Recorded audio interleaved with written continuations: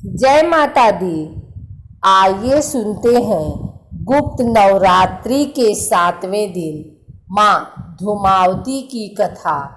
माँ धूमावती के प्राकट्य से संबंधित कथाएं अनूठी हैं।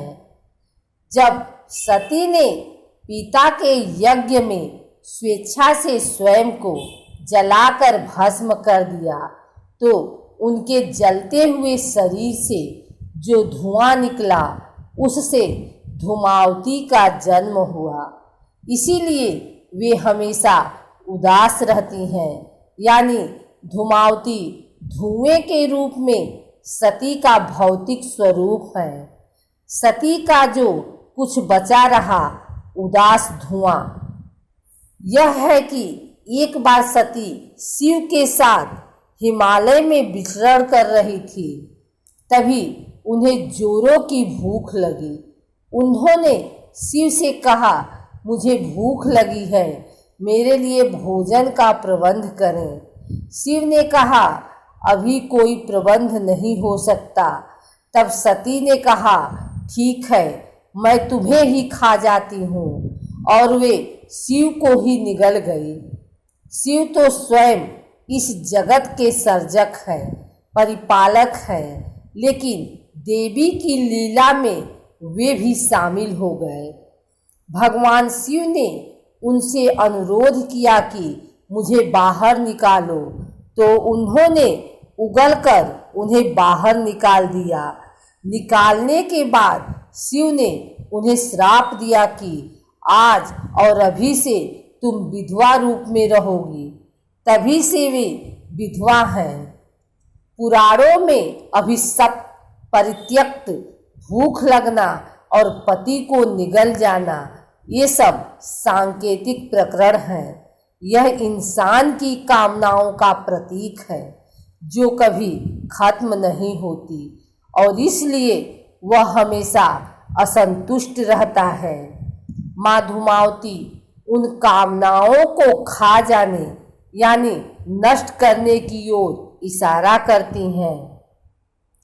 इन महाविद्या का अस्थायी आह्वान नहीं होता, अर्थात इन्हें लंबे समय तक घर में स्थापित या विराजमान होने की कामना नहीं करनी चाहिए, क्योंकि ये दुख, क्लेश और दरिद्रता की देवी हैं।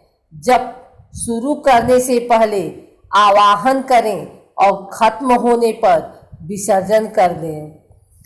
एक बार ऋषि श्रृंगी भक्तों को प्रवचन दे रहे थे।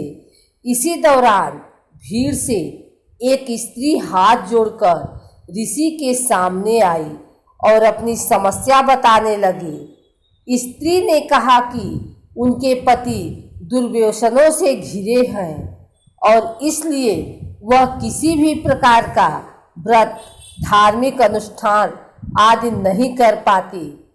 स्त्री ने साथ ही कहा कि वह माँ दुर्गा के शरण में जाना चाहती है, लेकिन पति के पापाचार के कारण यह संभव नहीं हो पा रहा है।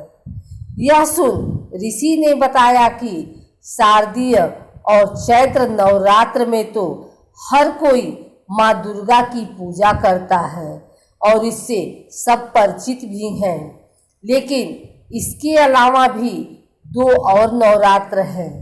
ऋषि ने बताया कि 2 गुप्त नवरात्र में 9 देवियों की बजाय 10 महाविद्याओं की उपासना की जाती है।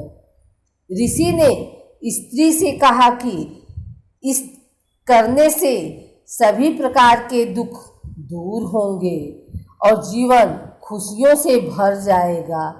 ऐसा सुनकर स्त्री ने गुप्त नवरात्र में गुप्त रूप से ऋषि के अनुसार माँ दुर्गा की कठोर साधना की।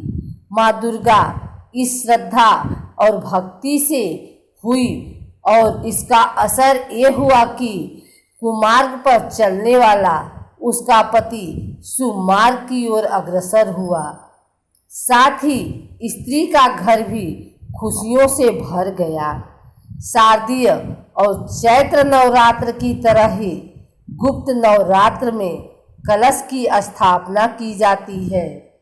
9 दिन तक व्रत का संकल्प लेकर प्रतिदिन सुबह शाम माँ दुर्गा की आराधना इस दौरान की जाती है।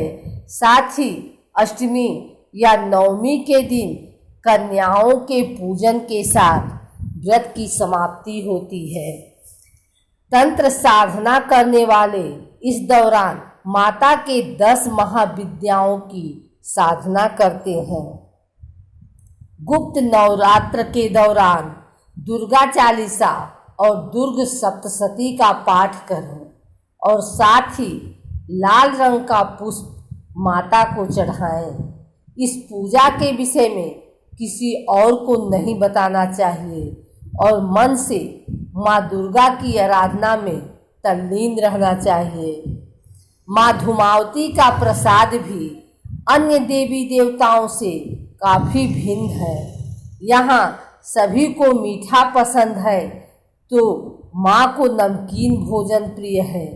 माँ को भक्तों द्वारा नमकीन प्रसाद के रूप में चढ़ाया जाता है, जिसमें समोसा, कचौड़ी, पकौड़ी आदि शामिल हैं। सुहागिन महिलाएं देवी पार्वती के एक ऐसे रूप की पूजा करने से घबराती हैं। इनकी पूजा भूल कर भी नहीं करना चाहती। वजह बहुत हैरान करने वाली है। दरअसल विवाहित महिलाएं देवी पार्वती के एक रूप जिनमें वह विधवा रूप धारण किए हुए दिखती हैं। सुहागिन महिलाएं इस डर से कि इनकी पूजा नहीं करती क्योंकि उन्हें इनकी पूजा से विधवा होने का डर लगा रहता है। देवी पार्वती के इस स्वरूप को धूमावती के नाम से जाना जाता है। ज्येष्ठ महीने की अष्टमी तिथि पर इनका अवतरण माना जाता है। धूमावती शक्ति अकेली है, उनका कोई स्वामी नहीं है। देवी धूमावती की उपासना विपत्ति नाश में और रोग निवारण, युद्ध जय, उच्चाटन और मारण के लिए की जाती है। शाक्त प्रमोद नामक ग्रंथ में उल्लेखित है कि देवी धूमावती के उपासक पर दुष्टाभिचार का प्रभाव नहीं पड़ता। तंत्र ग्रंथों के अनुसार धूमावती ही उग्र तारा है, जो धूम्र होने से धूमावती कही जाती है। देवी जिस पर भी प्रसन्न हो जाए उसके रोग और शोक को नष्ट करती है और यदि देवी किसी पर कोपित हो जाए तो उस व्यक्ति के जीवन के दुखमय का अंत कर देती है। देवी को ऋग्वेदोराक्त रात्रि सूक्त में सूत्रा कहा गया है।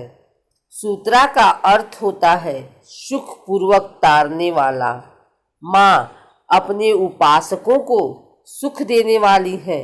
धूमावती देवी को स्थिर प्रज्ञा का प्रतीक माना गया है।